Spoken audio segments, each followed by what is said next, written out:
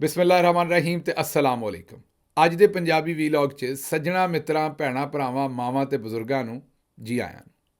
ਹੁਣ ਆਉਂਦੇ ਅੱਜ ਦੀਆਂ ਗੱਲਾਂ ਵਾਲੇ ਪਾਸੇ। ਅੱਜ ਤੁਹਾਡੇ ਨਾਲ ਕਰਨੀਆਂ ਨੇ 2 ਤੋਂ 3 ਗੱਲਾਂ ਤੇ ਨਾਲ ਤੁਹਾਡੀਆਂ ਚਿੱਠੀਆਂ ਤੇ ਪੱਤਰ ਵੀ ਰੱਖਣੇ ਨੇ, ਮਤਲਬ ਜਿਹੜੇ ਤੁਸੀਂ ਕਮੈਂਟਸ ਕੀਤੇ ਨੇ ਉਹ ਵੀ ਕੁਝ ਰੱਖਣੇ ਨੇ ਸਾਹਮਣੇ।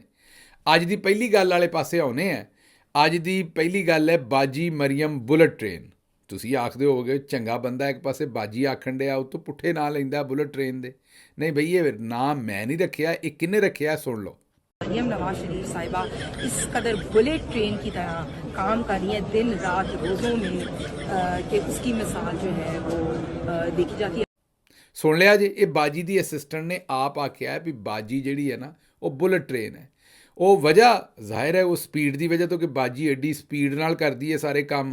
ਉਹ ਤੁਹਾਨੂੰ ਦੱਸਦੇ ਵੀ ਕਿਹੜਾ ਕੰਮ ਕਿੱਡੀ ਸਪੀਡ ਨਾਲ ਬਾਜੀ ਕਰਦੀ ਹੈ। ਪਰ ਤੁਹਾਨੂੰ ਦੱਸ ਦਈਏ ਵੀ ਇਹ ਨਵੇਂ ਤੋਂ ਨਵੇਂ ਨਾਂ ਜਿਹੜੇ ਕੱਢ ਰਹੇ ਨੇ ਨਾ, ਇਹ ਪਹਿਲਾਂ ਤਾਂ ਤੁਸੀਂ ਇੱਕ ਪੰਜਾਬੀ ਫਿਲਮ ਚੇਤਾ ਹੋਏਗਾ ਤੁਹਾਨੂੰ, ਉਹਦਾ ਗਾਣਾ ਸੀ ਮੈਂ ਹੁਸਨ ਦੀ ਕਲਾਸ਼ਨਕੋਫ। ਉਹਦੇ ਤੋਂ ਇਨਸਪਾਇਰ ਹੋ ਕੇ ਨਾ, ਉਸ ਗਾਣੇ ਤੋਂ ਉਹ ਤੋਂ ਮੋਟੀਵੇਸ਼ਨ ਲੈ ਕੇ ਤੇ ਸ਼ਬਾਜ਼ ਸ਼ਰੀਫ ਸਾਹਿਬ ਨੇ ਆਪਣਾ ਨਾਂ ਰੱਖਿਆ ਸੀ ਪੰਜਾਬ ਸਪੀਡ। ਤੇ ਹੁਣ ਪੰਜਾਬ ਸਪੀਡ ਤੋਂ ਇਨਸਪਾਇਰ ਹੋ ਕੇ ਤੇ ਅੱਗੋਂ ਬਾਜੀ ਮਰੀਮ ਨੇ ਆਪਣਾ ਨਾਂ ਰਖਵਾਇਆ, ਆਪਣੀ ਅਸਿਸਟੈਂਟ ਕੋਲੋਂ ਕਹਾਇਆ ਵੀ ਮੈਨੂੰ ਹੁਣ ਬੁਲਟ ਟ੍ਰੇਨ ਆਖਿਆ ਕਰੋ।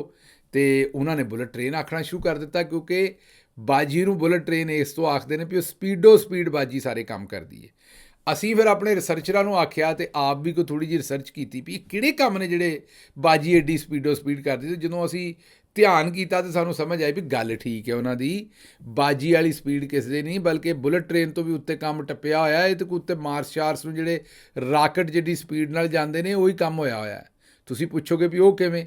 ਬਾਜੀ ਦਾ ਜਿਹੜਾ ਤਲੀਮੀ ਰਿਕਾਰਡ ਚੈੱਕ ਕਰੋ ਨਾ, ਇੱਕ ਸਕੂਲ ਤੋਂ ਦੂਜੇ ਸਕੂਲ ਫੇਲ ਹੋ ਕੇ ਨਿਕਲਦਾ, ਤੇ ਮੇਰਾ ਮਤਲਬ ਹੈ ਮੈਡੀਕਲ ਕਾਲਜ ਤੋਂ ਜਿੱਡੀ ਸਪੀਡ ਨਾਲ ਬਾਜੀ ਨਿਕਲੀ ਹੈ ਉੱਥੋਂ, ਪਹਿਲੇ ਸਾਲ ਹੀ ਫਾਰਗ ਹੋ ਕੇ ਬਾਜੀ ਬਾਹਰ ਆ ਗਈ ਹੈ। ਇੱਕ ਪਹਿਲਾਂ ਉੱਥੇ ਰਾਵਲਪਿੰਡੀ 'ਚ ਮੈਡੀਕਲ ਕਾਲਜ, ਉੱਥੋਂ ਬਾਜੀ ਬਾਹਰ ਆਈ, ਤੇ ਫਿਰ ਉਸ ਤੋਂ ਬਾਅਦ ਕਿੰਗ ਐਡਵਰਡ ਦੇ ਬਾਜੀ ਜਾ ਵੜੀ ਤੇ ਉੱਥੋਂ ਬਾਹਰ ਆਈ। ਫਿਰ ਬਾਜੀ ਨੇ ਐਲਾਨ ਕੀਤਾ ਮੈਂ ਮਾਸਟਰ ਡਿਗਰੀ ਕਰਨ ਡਈ ਹਾਂ, ਤੇ ਉਹਦੇ ਤੋਂ ਵੀ ਫਾਰਗ। ਤੇ ਫਿਰ ਇੱਕ ਦਿਨ ਇੱਕ ਵਾਰੀ ਆਪੇ ਹੀ ਦੱਸ ਦਿੱਤਾ ਸੀ ਮੈਂ PhD ਕਰਨ ਡਈ, ਤੇ ਫਿਰ ਉਹਦੇ ਤੋਂ ਵੀ ਬਾਹਰ। ਤੇ ਮੇਰਾ ਮਤਲਬ ਇਹ ਝੂਠੋ ਝੂਠ 44 ਸੀ ਸਾਰਾ ਕੰਮ, ਜ਼ਾਹਿਰ ਹੈ ਫਿਰ ਲੱਗ ਤੇ ਇੰਝ ਹੀ ਰਿਹਾ। ਬਹਰਹਾਲ ਬੁਲਟ ਸਪੀਡ ਦੇ ਨਾਲ ਹੀ ਬਾਜੀ ਜਿਹੜੀ ਹੈ ਸਾਰੀਆਂ ਯੂਨੀਵਰਸਿਟੀਆਂ ਕਾਲਜਾਂ 'ਚੋਂ ਫੇਲ ਹੋ ਕੇ ਨਿਕਲੀ ਹੈ। ਤੇ ਇੰਝ ਹੀ ਜਿੱਥੇ ਜਿੱਥੇ ਬਾਜੀ ਗਈ ਹੈ ਉੱਥੇ ਉੱਥੇ ਬਾਜੀ ਨੇ ਉੱਥੋਂ ਦਾ ਕੋਈ ਪ੍ਰਿੰਸੀਪਲ ਤੇ ਕੋਈ ਜਿਹੜਾ ਟੀਚਰ ਤੇ ਕੋਈ ਜਿਹੜਾ ਵੀ ਬੰਦਾ ਹੈ ਉਹਨੂੰ ਜਿਹੜਾ ਨਾ ਉਹਦੀ ਵੀ ਬਰਬਾਦੀ ਕੀਤੀ। ਅੱਛਾ, ਇਸੇ ਪਾਸੇ ਨਹੀਂ, ਬਾਜੀ ਜਦੋਂ ਦੀ ਚੀਫ ਮਿਨਿਸਟਰ ਬਣੀ ਹੈ, ਮਤਲਬ ਕਿ ਵਜ਼ੀਰ ਆਲਾ ਬਣੀ ਹੈ, ਏਡੀ ਛੇਤੀ ਪਕੌੜੇ ਠੰਡੇ ਨਹੀਂ ਹੁੰਦੇ ਸਿਆਲਾਂ 'ਚ ਕੱਢੇ ਹੋਏ। ਏਡੀ ਛੇਤੀ ਸਿਆਲਾਂ 'ਚ ਕੱਢੇ ਹੋਏ ਪਕੌੜੇ ਠੰਡੇ ਨਹੀਂ ਹੁੰਦੇ ਜਿੱਡੀ ਛੇਤੀ ਬਾਜੀ ਨੇ ਆਪਣੀ ਵਜ਼ਾਰਤ ਆਲਾ ਦਾ ਬੇੜਾ ਗਰਕ ਕੀਤਾ ਹੈ।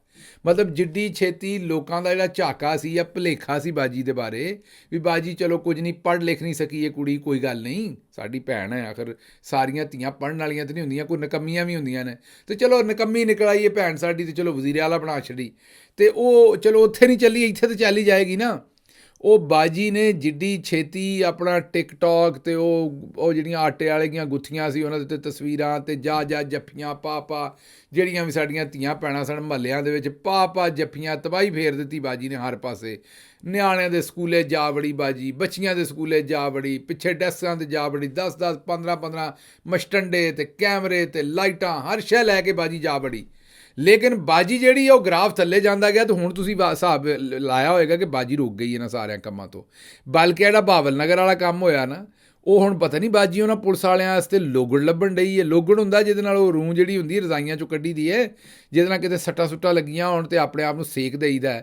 ਬਾਜੀ 4-5 ਦਿਨਾਂ ਤੋਂ ਤਲਾਸ਼ੇ ਗੁੰਮਸ਼ੁਦਾ, ਕਿਤੇ ਨਜ਼ਰ ਹੀ ਨਹੀਂ ਆਉਣ ਡਈ ਬਾਜੀ ਮਰੀਮ ਨੂੰ। ਖੋਰੇ ਪਤਾ ਨਹੀਂ ਕੀ ਪਰੇਸ਼ਾਨੀ ਹੈ ਵੀ ਕਿਤੇ ਮੀਡੀਆ ਸ਼ੀਡੀਆ ਦੇ ਸਾਹਮਣੇ ਜਾਵਾਂਗੀ ਕੋਈ ਟਿਕਟਾਕ ਬਣਾ ਕੇ ਛੱਡਾਂਗੀ। ਵੈਸੇ ਬਾਜੀ ਲਈ ਹੋਣਾ ਤੇ ਕੰਮ ਔਖਾ ਹੈ, ਬਾਜੀ ਤੇ ਟਿਕਟਾਕ ਨਾ ਬਣਾਵੇਂ, ਇਹ ਕੰਮ ਬਾਜੀ ਲਈ ਬੜਾ ਔਖਾ ਹੈ। ਤੇ ਬਾਜੀ ਬੜੀ ਪਰੇਸ਼ਾਨ ਹੋਣੀ ਹੈ ਕਿ ਮੈਂ ਕਿਤੇ ਮੀਡੀਆ ਦੇ ਸਾਹਮਣੇ ਗਈ ਤਾਂ ਸਵਾਲ ਹੀ ਨਾ ਪੁੱਛ ਲੈਣ ਵੀ ਬਹਾਵਲ ਨਗਰ ਵਾਲਿਆਂ ਦਾ ਕੀ ਕਰਨਾ ਹੈ। ਅਤੇ ਬਾਜੀ ਨੂੰ ਹੁਣ ਪਤਾ ਵੀ ਹੁਣ ਫੌਜ ਦੇ ਵਿੱਚ ਜ਼ਨਾਨੀਆਂ ਵੀ ਹੈਗੀਆਂ ਨੇ, ਅਤੇ ਉਹ ਮਰਦਾਨਾ ਜਿਹੜੇ ਨੇ ਉਹਨਾਂ ਨੇ ਤਾਂ ਮਰਦਾਨਾ ਵਾਲਿਆਂ ਦਾ ਇਲਾਜ ਕੀਤਾ ਹੈ।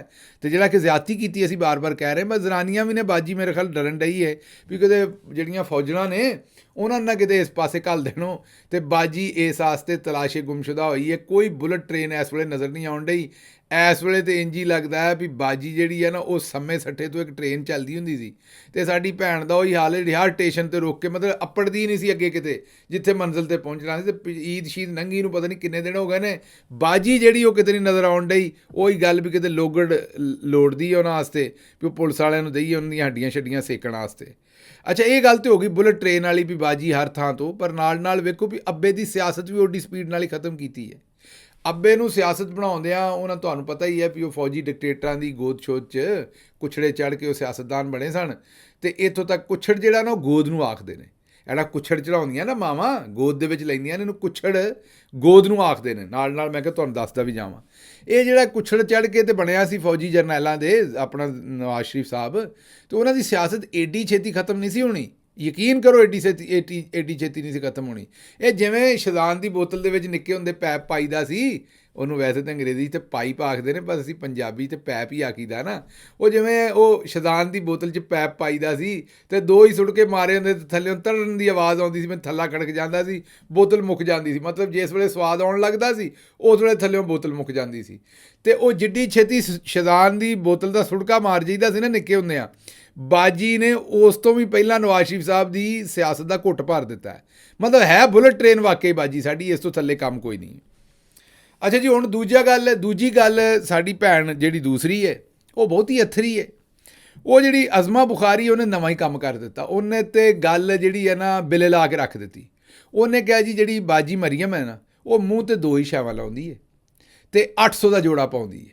ਉਹਨੇ ਕਿਹਾ 700-800 ਤੋਂ ਮਹਿੰਗਾ ਜੋੜਾ ਜਿਹੜਾ ਨਾ ਬਾਜੀ ਪਾਉਂਦੀ ਕੋਈ ਨਹੀਂ, ਅਤੇ ਮੂੰਹ ਤੇ 2 ਸ਼ੈਵਾਂ ਤੋਂ ਬਹੁਤੀ ਕੋਈ ਸ਼ੈ ਲਾਉਂਦੀ ਕੋਈ ਨਹੀਂ। ਤੁਹਾਨੂੰ ਫੇਰ ਲੱਗਦਾ ਹੋਣਾ ਮੈਂ ਮਖੌਲ ਕਰਨ ਡਿਆ, सुन लो। मैं बड़ा कैटेगोरिकली आपको बता सकती हूँ कि शायद उनके चेहरे पे 1 या 2 चीजें लगी हुई होती हैं, बट दैट्स इट।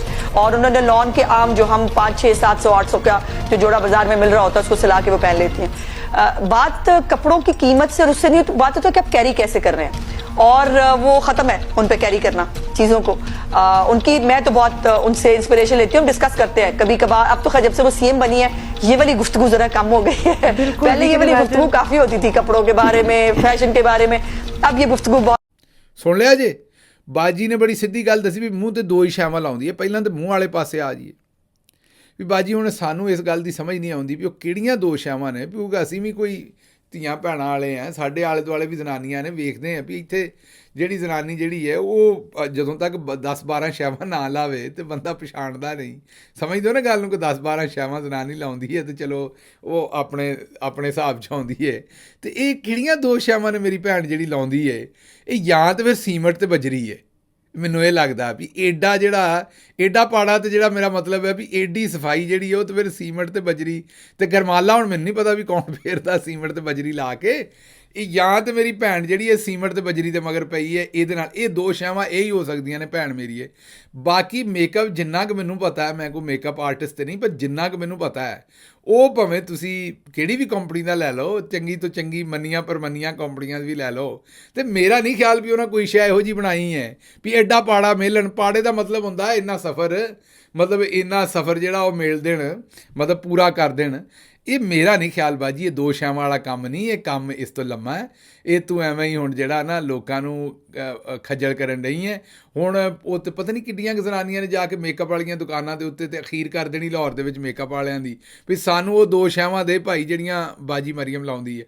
ਹੁਣ ਕਿਹੜੀਆਂ 2 ਸ਼ੈਵਾਂ ਦੇਵੇ? ਤੇ ਮੇਰਾ ਮੇਕਅਪ ਦੀਆਂ ਦੁਕਾਨਾਂ ਵਾਲਿਆਂ ਨੂੰ ਮਸ਼ਵਰਾ ਇਹ ਹੈ ਭਾਈ ਜੀ ਵੀ ਇਸ ਤਰ੍ਹਾਂ ਕਰੋ ਕਿ ਤੁਸੀਂ ਇਸ ਤਰ੍ਹਾਂ ਕਰੋ ਵੀ ਕੋਈ ਕਿਲੋ ਸੀਮਟ ਲਵੋ, ਅਤੇ ਉਹਦੇ ਵਿੱਚ ਜਿਹੜਾ ਨਾ ਉਹ ਕੋਈ 1.5 ਸੇਰ ਰੇਤ ਪਾਓ, ਅਤੇ ਨਾਲ ਕੋਈ ਬਜਰੀ ਪਾ ਦਿਓ, ਕੋਈ 2 ਮੁੱਠਾਂ, ਅਤੇ ਉਹਦੇ ਨਾਲ ਘੋਲ ਕੇ ਬਜਰੀ ਪਤਲੀ ਕਰ ਲੈਣਾ ਵੀ ਮੂੰਹ 'ਤੇ ਜੋ ਲਾਉਣੀ ਹੈ, ਅਤੇ ਉਹ ਹੁਣ ਵੇਚਣੀ ਸ਼ੁਰੂ ਕਰੋ। ਉਹ ਹੀ ਇਹ 2 ਸ਼ੈਵਾਂ ਹੋ ਸਕਦੀਆਂ ਨੇ। ਜਾਂ ਤਾਂ ਇਹ ਰੌਲਾ ਹੈ, ਅਤੇ ਜਾਂ ਬਾਜੀ ਕਿਤੇ ਥੋਕ ਦੇ ਵਿੱਚ ਨਾ ਉਹ ਜਿਵੇਂ ਤੁਸੀਂ ਪਤਾ ਹੈ ਵੀ ਥੋਕ 'ਚ ਕਿਸੇ ਬੇਕਰੀ ਸ਼ੇਕਰੀ ਤੋਂ ਮਾਲ ਇਕੱਠਾ ਲੈ ਲਈਦਾ। ਉਹ ਥੋਕ 'ਚ ਕੋਈ ਮੇਕਅਪ ਦੀ ਦੁਕਾਨ ਇਹੋ ਜਿਹੀ ਲੱਭੀ ਹੈ ਵੀ ਜਿਹੜੇ ਉਹ ਆਪਣਾ ਜਿਵੇਂ ਗਾਰਾ ਬਣਾਈਦਾ ਨਾ, ਉਵੇਂ ਬਹੁਤ ਸਾਰੀਆਂ ਸ਼ੈਵਾਂ ਪਾ ਕੇ ਨਾ, ਕੋਈ 25-30 ਸ਼ੈਵਾਂ ਪਾ ਕੇ ਅਤੇ ਕਿਸੇ ਕੂਲਰ ਸ਼ੂਲਰ 'ਚ ਕਿਸੇ ਸ਼ੈ 'ਚ ਤੇ ਘੋਲ ਲੈਂਦੇ ਨੇ ਚੰਗੀ ਤਰ੍ਹਾਂ, ਅਤੇ ਇੰਝ ਹੀ ਕਿਸੇ ਹੋਰ ਡੱਬੇ 'ਚ 25-30 ਅਤੇ ਉਹ 2 ਸ਼ੈਵਾਂ ਜਿਹੜੀਆਂ ਨਾ ਉਹਨਾਂ ਦਾ ਲੇਪ ਸ਼ੇਪ ਬਾਜੀ ਸਾਡੀ ਲਾ ਲੈਂਦੀ ਹੈ ਮੂੰਹ 'ਤੇ, ਅਤੇ ਉਹ 2 ਹੀ ਸ਼ੈਵਾਂ ਆਉਂਦੀ ਹੈ।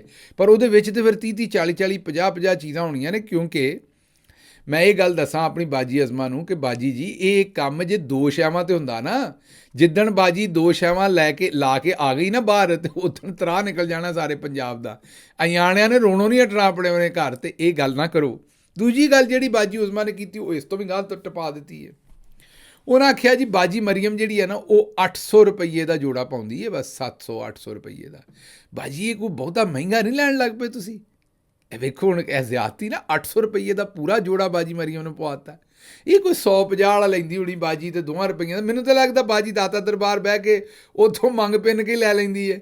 ਉਹ ਕਈ ਲੋਕਾਂ ਦੇ ਮਾਂ ਪਿਓ ਨਾ ਇੱਕ ਮੰਨਤ ਮੰਨੀ ਹੁੰਦੀ ਹੈ ਵੀ ਇੰਨੇ ਸਾਲਾਂ ਤੱਕ ਇਹ ਧੀ ਪੁੱਤਰ ਜਿਹੜਾ ਇਹਨਾਂ ਨੂੰ ਘਰੋਂ ਨਹੀਂ ਕੱਪੜੇ ਪਾਉਣੇ, ਉਹਨੂੰ ਮੰਗਤਾ ਆਖਦੇ ਨੇ, ਉਹਨੂੰ ਬਾਹਰੋਂ ਹੀ ਕੱਪੜੇ ਪਾਉਣੇ ਨੇ। ਪਤਾ ਨਹੀਂ ਤੁਹਾਨੂੰ ਪਤਾ ਕਿ ਨਹੀਂ ਇਸ ਵਾਰਦਾਤ ਦਾ, ਪਰ ਕਈ ਲੋਕ ਕਰਦੇ ਨੇ।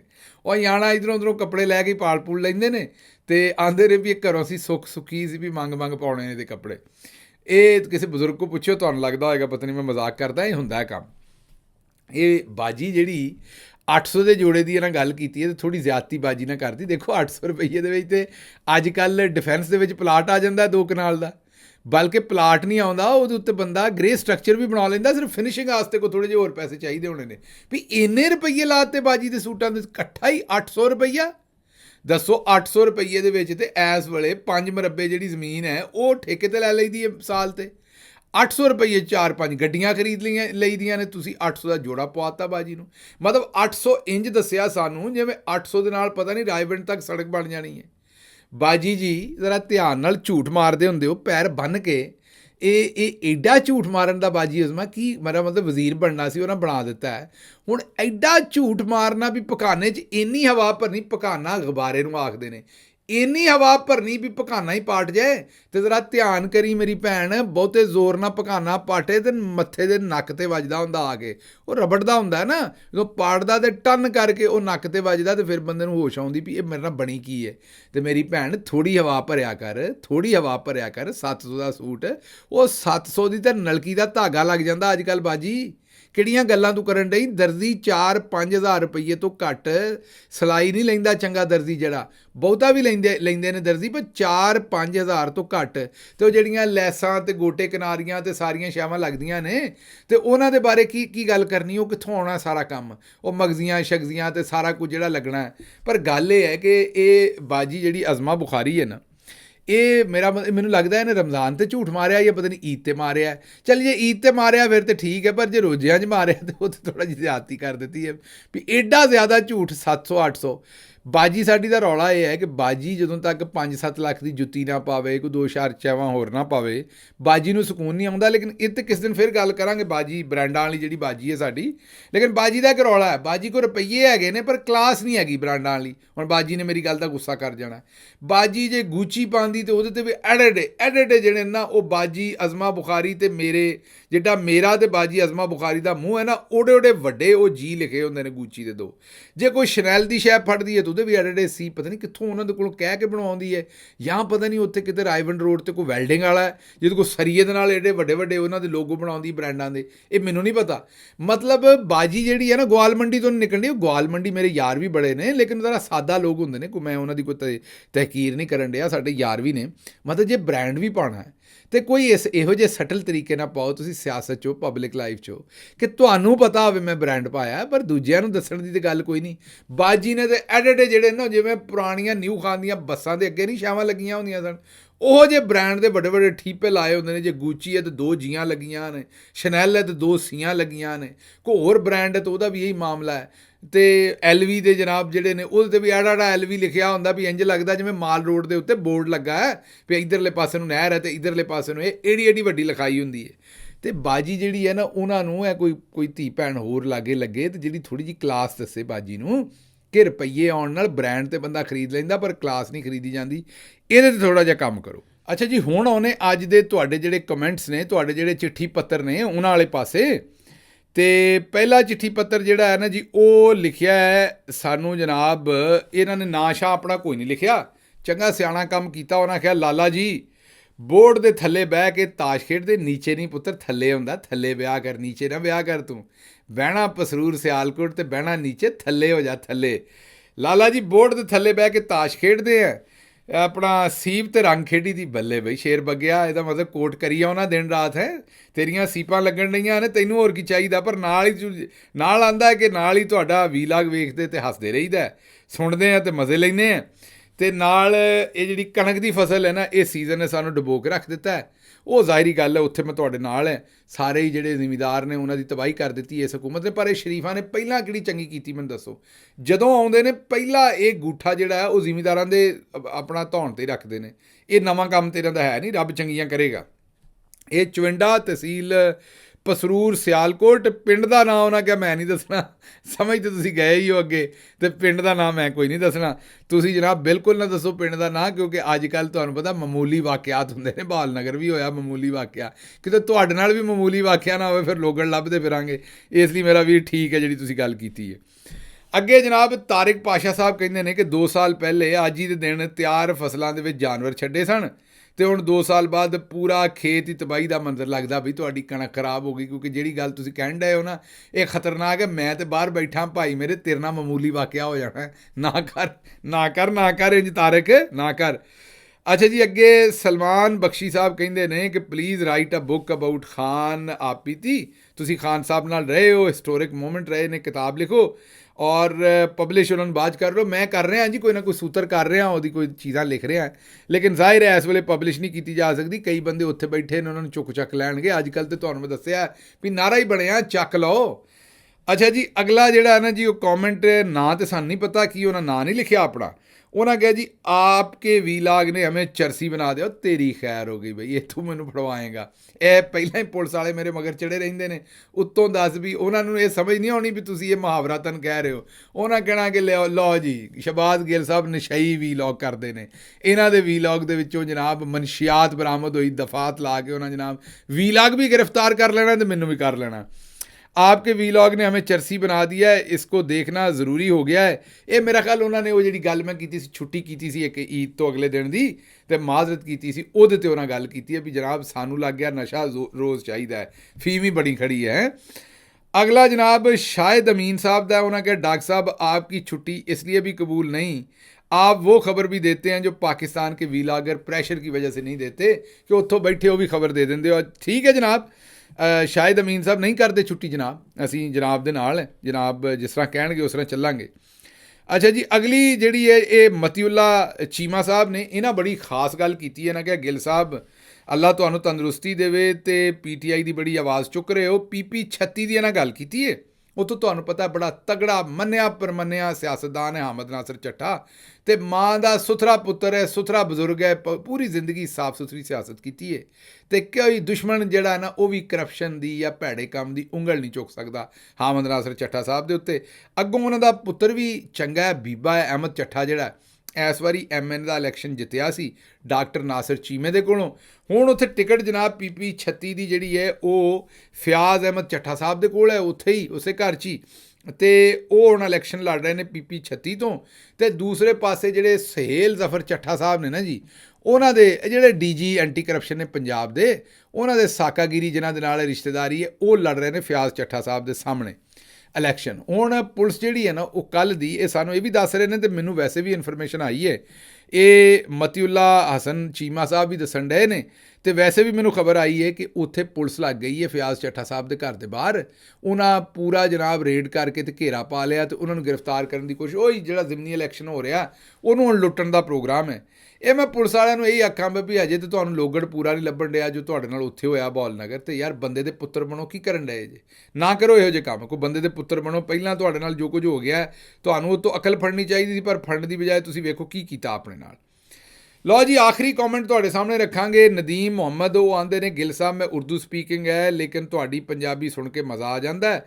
ਟੈਨਸ਼ਨ ਮਾਹੌਲ ਦੇ ਵਿੱਚ ਪੰਜਾਬੀ ਵੀਲਾਗ ਸੁਣ ਕੇ ਦਿਲ ਬਾਗ-ਬਾਗ ਹੋ ਜਾਂਦਾ। ਬੜੀ ਮਿਹਰਬਾਨੀ ਹੈ ਜੀ ਤੁਹਾਡੀ, ਕਿਉਂਕਿ ਸਾਡੀ ਪੰਜਾਬੀ ਨੂੰ ਤਾਂ ਬਦਤਮੀਜ਼ ਹੀ ਆਖ ਕੇ ਤੇ ਪਾਸੇ ਤੇ ਕਰ ਦਿੱਤਾ। ਹਾਲਾਂਕਿ ਨਾ ਕੋਈ ਜ਼ੁਬਾਨ ਬਦਤਮੀਜ਼ ਹੁੰਦੀ ਹੈ ਅਤੇ ਨਾ ਕੋਈ ਖਿੱਤਾ ਬਦਤਮੀਜ਼ ਹੁੰਦਾ ਹੈ। ਬਦਤਮੀਜ਼ੀ ਤਾਂ ਹਰ ਜ਼ੁਬਾਨ 'ਚ ਕੀਤੀ ਜਾ ਸਕਦੀ, ਉਰਦੂ 'ਚ ਵੀ ਗਾਲਾਂ ਕੱਢੀਆਂ ਜਾ ਸਕਦੀਆਂ ਨੇ, ਬਦਤਮੀਜ਼ੀ ਕੀਤੀ ਜਾ ਸਕਦੀ ਅੰਗਰੇਜ਼ੀ 'ਚ ਵੀ, ਲੇਕਿਨ ਸਾਡੀ ਪੰਜਾਬੀ ਨੂੰ ਧੱਕੇ ਨਾਲ ਬਦਤਮੀਜ਼ ਬਣਾਇਆ। ਅਤੇ ਤੁਹਾਡੀ ਬੜੀ ਮਿਹਰਬਾਨੀ ਹੈ ਜਨਾਬ, ਤੁਸੀਂ ਇਹਨੂੰ ਸੁਣਦੇ ਹੋ ਅਤੇ ਜ਼ੁਬਾਨ ਸਿੱਖ ਵੀ ਰਹੇ ਹੋ ਨਾਲ ਨਾਲ। ਲਓ ਜੀ, ਹੁਣ ਇੰਨਾ ਹੀ ਸੀ ਅੱਜ, ਅਤੇ ਅੱਜ ਦੀ ਮੈਨੂੰ ਇਜਾਜ਼ਤ ਦਿਓ। ਰੱਬ ਰੱਖ।